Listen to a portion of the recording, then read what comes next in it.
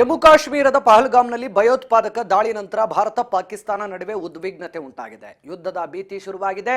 ಈ ಹಿನ್ನೆಲೆ ನಾಗರಿಕ ಸಂರಕ್ಷಣೆಗಾಗಿ ದೇಶದಾದ್ಯಂತ ಸ್ವರಕ್ಷಣಾ ತಾಲೀಮು ಮಾಕ್ ಡ್ರಿಲ್ ನಡೆಸಲಾಗ್ತಾ ಇದೆ. ಅದರಲ್ಲೂ ಬೆಂಗಳೂರಿನ ವಿವಿಧೆಡೆಯಲ್ಲೂ ಕೂಡ ಮಾಕ್ ಡ್ರಿಲ್ ಮಾಡಲಾಯಿತು. ಮೊದಲು 2 ನಿಮಿಷಗಳ ಸೈರನ್ ಮೊಳಗಿತ್ತು. ಬಳಿಕ ಜನರು ಹೇಗೆಲ್ಲ ಮಾಡಬೇಕೆಂಬುದು ಅಣುಕು ಪ್ರದರ್ಶನ ಮೂಲಕ ತೋರಿಸಲಾಯಿತು. ಇನ್ನು ಕೇಂದ್ರ ಸೂಚನೆಯಂತೆ ಬ್ಲಾಕ್ ಔಟ್ ಅಣುಕು ಪ್ರದರ್ಶನ ಕೂಡ ಮಾಡಲಾಗಿದೆ.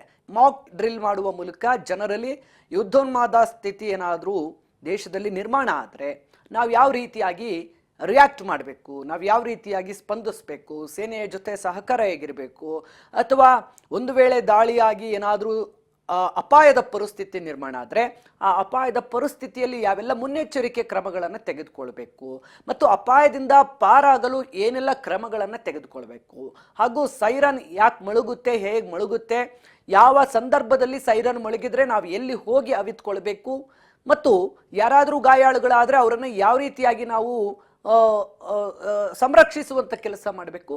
ಹೀಗೆ ಹಲವು ರೀತಿಯಾಗಿ ಇವತ್ತು ಮಾಕ್ ಡ್ರಿಲ್ ಮಾಡುವ ಮೂಲಕ ಸಾಕಷ್ಟು ಯುದ್ಧದ ಸಂದರ್ಭದಲ್ಲಿ ಹೇಗಿರಬೇಕು ಅನ್ನುವಂಥ ತಾಲೀಮಿನ ಕುರಿತಾಗಿ ಇವತ್ತು ಒಂದಷ್ಟು ಅಧಿಕಾರಿಗಳು, ಫೈರ್ ಎಮರ್ಜೆನ್ಸಿ ಅಧಿಕಾರಿಗಳಾಗಿರ್ಬೋದು ಅಥವಾ ಪೊಲೀಸ್ ಇಲಾಖೆ ಆಗಿರ್ಬೋದು ಅಥವಾ ಸ್ಕೌಟ್ಸ್ ಅಂಡ್ ಗೈಡ್ಸ್ ಆಗಿರ್ಬೋದು, ಹೀಗೆ ಹಲವಾರು ಅಧಿಕಾರಿಗಳ ನೇತೃತ್ವದಲ್ಲಿ ಬೆಂಗಳೂರಿನ ವಿವಿಧ ಕಡೆ ಈ ಒಂದು ಕಾರ್ಯಕ್ರಮವನ್ನು ಆಯೋಜನೆ ಮಾಡಲಾಗಿತ್ತು.